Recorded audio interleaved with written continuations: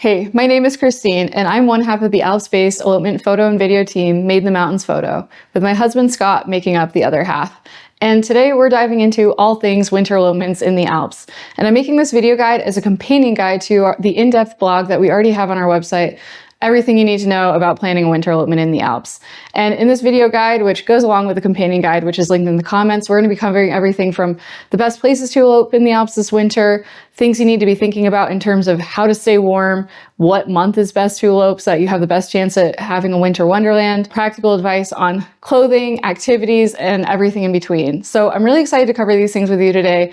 Honestly, winter is so beautiful. There are definitely a few things that you need to keep in mind so you can have a successful winter elopement. And I'm hoping that as a local that's been living out here since 2019, I originally lived in the US, that's where I was born and raised, I can help you all out giving those insider tips, advice, and everything we've learned doing this along the way. So let's dive into it. And on a side note as well, if you're like me, I really like to listen to videos in podcast format, typically while I'm cooking or other things, and this is designed exactly for that.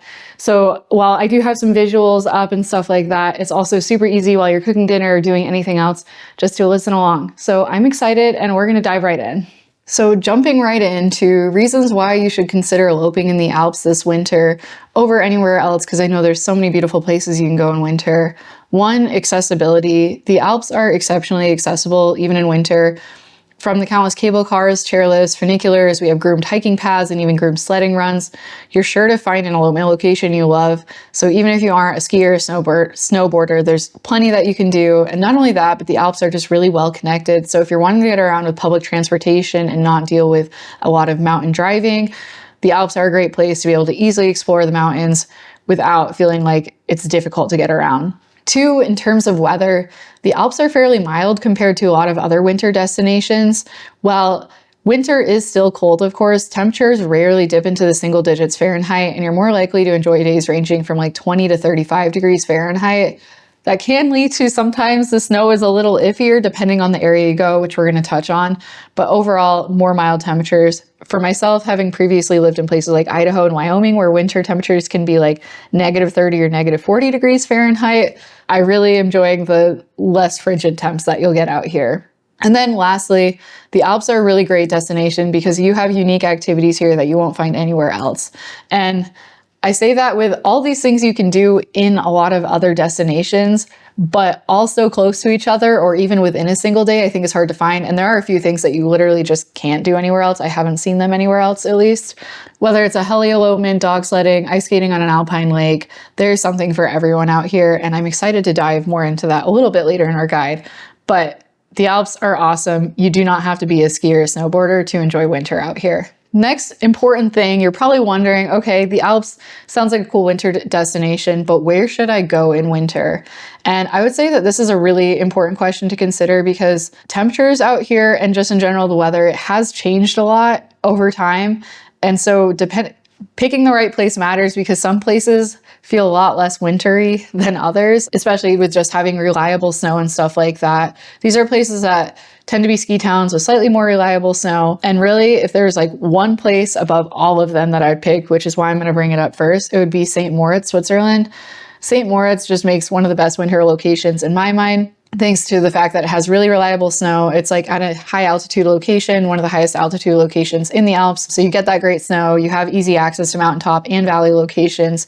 You have loads of activities to do, pretty much any type of winter activity you can think of doing. St. Moritz has it. The other thing is St. Moritz is right on the Italian border, which is awesome just because if you like Italian food, but want all the awesome Swiss scenery, you can get the best of both worlds there. The second location on my list that I would recommend would be Zermatt. Really, Zermatt is one of the most popular winter elopement destinations thanks to its iconic views of the Matterhorn, which is this mountain that you can see in this photo on the left here. That's why I bring up Zermatt. With that being said, if you're thinking of eloping in Zermatt, it's kind of important to keep in mind that one, it's one of the most expensive places that you can elope in the Alps, probably all of Europe, and one of the most expensive destinations in the world. Two, I don't recommend Zermatt to couples if they aren't interested in skiing and snowboarding during their trip, just because most of the locations are like high alpine above tree line locations. And so if you have poor visibility, there's not a lot of backup options in the valley, which can be tricky. But if you're planning on skiing and snowboarding, you'll have better luck there just because you still have a cool activity planned that is going to look awesome whether or not you have like crazy views of the mountains. That's just like my 2 cents on Zermatt. Other people might feel differently, but I would pick St. Moritz over Zermatt any day, just because I think you get literally something for everyone, all kinds of activities and plenty of options for locations no matter what the weather decides to do. Moving into some other non-Swiss areas that you might want to consider, I'm lumping these two together, Leutasch and Seefeld in Tyrol, Austria. They're 2 little villages that are right next to each other, and it's one of my favorite lesser known areas. It is a tourist like ski town destination, but you don't have a lot of international tourism there, for example. It's more locals. Just a super gorgeous area. It's on a high plateau. They boast good snow there, really awesome views. They have both like high altitude and low altitude locations. If you're looking for somewhere peaceful with good skiing and also other fun activities, this is definitely a place worth considering. It's also not super far from Munich, Germany, for example. You can get there almost directly from Munich, the Munich airport or the Innsbruck airport. So it's very easy if you're wanting to explore other areas around the Alps. And I just have some drone footage thrown in here from when I was in Leutasch and Seefeld on a winter walk this past winter. So beautiful. I hope it shows you like this is a really awesome area. Other places to consider would be Corvara and Badia, which is in the Italian Dolomites. Corvara is awesome because it's located at the base of like the most extensive lift system I've ever seen. And I know the Alps has a lot of crazy lift systems, but Corvara, the first time we went and skied there, it just blew my mind. Over 60 different lifts there, multiple ski areas, all interconnected. You can do helicopter landing locations in the area, really gorgeous scenery. It's hard to go wrong.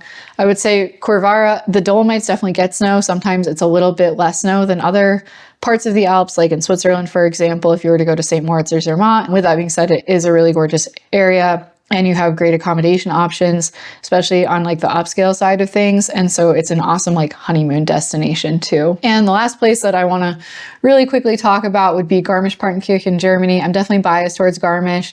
It is currently where I live while I go all over the Alps shooting elopements because I'm just over the border from Austria and Italy and Switzerland. I love Garmisch year round. It's a cozy, super cute mountain town. You have peaks surrounding all sides of you, the most prominent being Germany's tallest mountain, the Zugspitze. And beyond the ski slopes, there's other locations that are easy access to. It's just a charming place. It also is a really easy destination to get to because it's just a direct train from Munich to get here. Garmisch is awesome. I love it. I do have some other winter elopement locations that I go over. We have our in-depth blog, which is going to be linked in the comments. So if you want to see the full list, feel free to go to that. But these are the top places I would recommend. And again, if I were going to pick any of them, it would always be St. Moritz every time just because of the variety of what you can do there. So you might be wondering also, what are the best months for a winter elopement?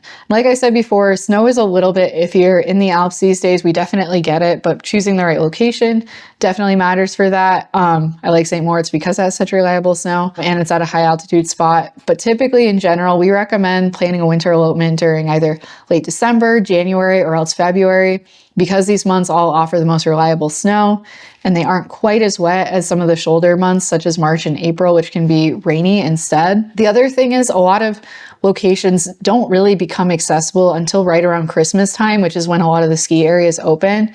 Even if you aren't planning a ski or snowboard elopement, this matters just because so many of the groomed winter walking paths and other things are impacted by those ski areas opening. So that's something to keep in mind. In terms of like the most quiet, peaceful of these months, it's always going to be January because that's right in between the Christmas holidays. And then in February, a lot of people in Europe have school holidays. And so people take ski vacations. And so the slopes can get quite a bit busier again and the towns in general. So if you have some flexibility there, I would definitely recommend considering planning your elopement in January. And if you are wondering about things to do, the possibilities are endless out here, which I know I talked about just briefly at the beginning, but some of the things that you can do are: one, you can go dog sledding. Two, we have like they're called igloo dwarfs, which is essentially like a little village of igloos that was made up on the mountain, and you can stay overnight on them, and they're all equipped with everything you need to stay warm. They're in super cool spots, very, very unique. Some of them would be amazing for stargazing. That's something you can always do. Also, it's like snowshoeing / easy winter hikes. I say this more so with like, you don't have to do anything hard, but what's really nice is at a lot of ski areas, you can take a lift up, you know, chairlift, gondola, whatever, and then they have these groomed winter walking paths. You can get those really awesome, beautiful views without having to like slog and post hole up a mountain. That's something I love out here, and they've made it so accessible for everyone. Helicopter elopements are also a great option if you're going to do like a glacier landing, something way up high. We just photographed a helicopter elopement this past week. So beautiful. Can't recommend it enough. Other options would include snowmobiling, ice skating. Ice skating might sound a little bit intimidating if you've never like skated on a frozen lake before. What I love about out here is there are locations that you can go to where once the lake freezes over, the city will actually like groom or make a spot basically on the lake where you can skate. They'll literally like carve out a little path, I guess is the best way to put it. So if you can just imagine walking like 20-25 minutes through the forest, and then it opens up and you have this lake that's been groomed for ice skating. They're going to close it if it's not safe, so you don't have to worry about that. And you have like mountains in all directions and you're surrounded by forest. Absolutely magical. They also have these like ice skating tracks through the forest as well, where sometimes they'll like add water to like a forest, what would normally be a forest road in summer, and they'll like build that water up. So it becomes like, I don't even know how to describe it. Basically like a road, an ice road that you can skate down through the forest. That is also so cool. Other things, my absolute favorite, which you can also see playing here on the side of this video, sledding. You normally might think of sledding as something that is for kids and less of an adult activity. Out here, sledding is very much something for all ages. If anything, maybe slightly more for adults than for kids. So cool. It's not just about like walking up some hill and going down and down again. Of course, you can do that. But out here, the really big thing is that you can go on these groomed sledding runs. Basically, you can either hike up, take a chairlift or a cable car up to the top of a mountain or a small mountainside. And then they'll have a groom track that can literally be miles long all the way back down into the valley. And you can do that. I think the longest one that we've done was about 8 miles long. It was in Austria. But they have these all over the Alps, and you can do it on these like wooden toboggans as well. It is so fun. I'm absolutely obsessed with sledding out here. I think everyone, if they come to the Alps in winter, should experience the sledding scene. It's great. You can also do horse-drawn carriage rides. And then on top of that, of course, if you're a snowboarder, skier, any of that is possible just about anywhere in the Alps. One big thing that you might be wondering as you've started thinking about eloping in winter is, what do I wear? How do I stay warm? Something really big that I make sure to touch on with all my couples is when considering what to wear for your winter elopement, keep in mind that you might need to wear your coat, a hat, a jacket, gloves, and boots for pretty much all the day. So make sure that you have fun selecting these elements and consider how they're going to all come together for your overall wedding look, and that you like them and that you don't mind them being photographed. Well, you'll definitely see photos that I have of couples who are in short sleeves or other things, sometimes because the sun is so warm that it actually feels quite nice out. Other times though, they took off their jackets for a few minutes and then put them back on. Knowing though that you like something that all day you aren't worried about what you're wearing makes things so much better. And then layers, things to be thinking about is, I always recommend that every couple bring base layers. So for example, you get nude colored fleece lined leggings or else long underwear to wear underneath your wedding attire. And so also keeping that in mind when you're trying on dresses, that fits, or your suit or whatever is ideal. Having a warm coat or outerwear that you like, mittens with glove liners, having wool socks and bringing an extra pair of socks in case yours get wet, having something to cover your ears, whether it's earmuffs, a beanie, or a hat, having warm, tall boots. And then I also threw in here micro spikes. I always bring micro spikes for my couples in case we're going to be walking somewhere icy or tricky. Not everyone does that though, so having those on hand can be really useful too. And then other things on top of that, some practical advice for staying warm would be, don't forget hand warmers. There's a few different kinds out there. The single-use ones are really popular. I like those because I find that they tend to stay warm for a really long period of time. There are also electric hand warmers, and these ones can get so toasty. And so I highly recommend electric hand warmers, but keep in mind that they, at least in my experience, my hand warmers only tend to stay warm for about an hour if they're the electric ones. So saving those for the coldest part of the day is great. And then having some single-use ones that you can use throughout the day for other areas is good. I always have hand warmers on hand for all of our couples. You can also get like the stick-on body warmers and other stuff. Absolute lifesaver. Also bringing a thermos with hot drinks. That's something I always do for my couples. So bringing some tea or something else that you can just sip on for a quick little boost there. And then in general, making sure that you're eating regularly, staying hydrated. If you are under fueling throughout the day, you're definitely going to get cold a lot faster. Food makes such a huge difference. So don't skip breakfast. Make sure that you're constantly putting stuff in your body so you can stay nice and warm. And then lastly, also making sure, and this is something of course I do for all my couples, is planning around the sunshine in terms of not picking spots that are going to stay shaded the entire day or planning your entire day in the shade for an elopement. Obviously cloud cover is another thing, but you'll find that there's a really big temperature difference between when the sun comes up over the mountains versus when it's behind the mountains. So having some like sunshine spots, even if it's with cloud cover, is still significantly warmer than staying in a fully shaded spot the whole day. And last but not least, I want to hit on safety, weather, planning backups, all of that. This is a big part of thinking about eloping in general, just because if you're eloping outside in nature, you're always a little bit at the mercy of the weather. I'd say especially in winter though, there's like a few extra things to keep in mind. So number one of the things that's been sure that your experience goes the smoothest possible is going to be choosing an elopement destination that offers plenty to do, even if the weather is quote unquote bad, whether that's having a place that offers a mixture of both high altitude and low valley locations, having different types of activities to do or pivot to.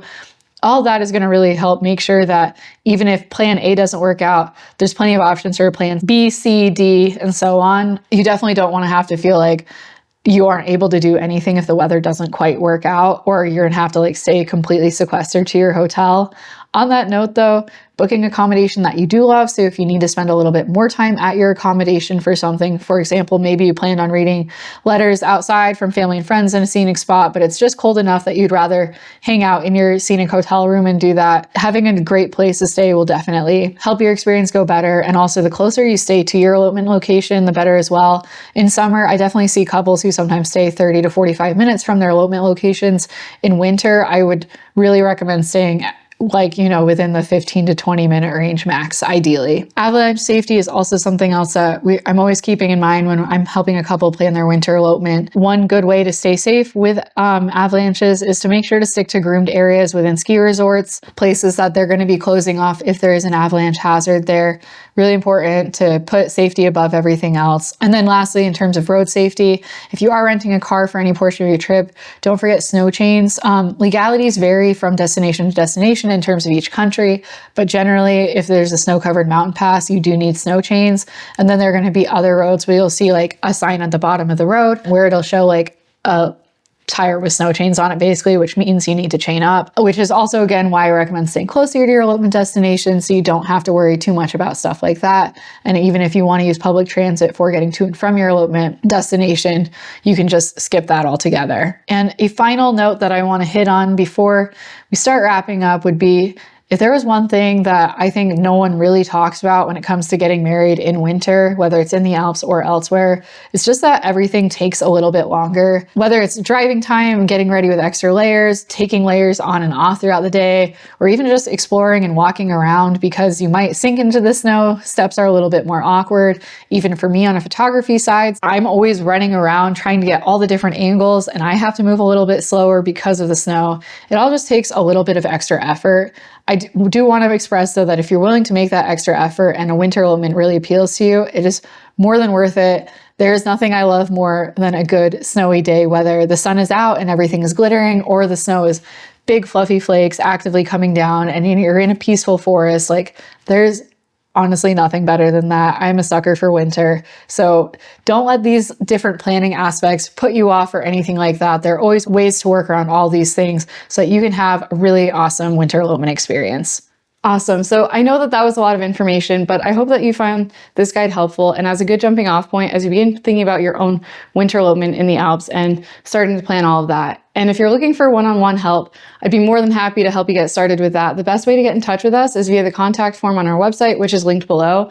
And through that contact form, you can reach out and we can schedule a free consultation call and really help you guys get started, clarify any questions you have, really just start to dive into that, where might be best for you to get married this winter, any number of things. No topic is really off limits there. I know it can feel really overwhelming when you first start thinking about eloping. It can feel like there's so many possibilities, but not only that, where do you even begin? And so really reaching out to a local professional is one of the best ways that you can get that process started, because all it takes is that single step to get things moving. And then from there, someone like me can really help you get the ball rolling, make sure that it is an easy, stress-free experience. I definitely think it's unfortunate that weddings have turned into such a hard and stressful experience for so many couples, and I believe that you deserve to be fully stoked about the wedding that you are having, and we'd love to help you do that here in the Alps. So if you want to get in touch, feel free to reach out via the contact form below. And if you're looking for more free planning tips and advice, don't miss, also on our website, we have loads of that going on, and I'm hoping to keep uploading here to YouTube and giving you guys more information about that. So yeah, thanks so much, and see you in the next one.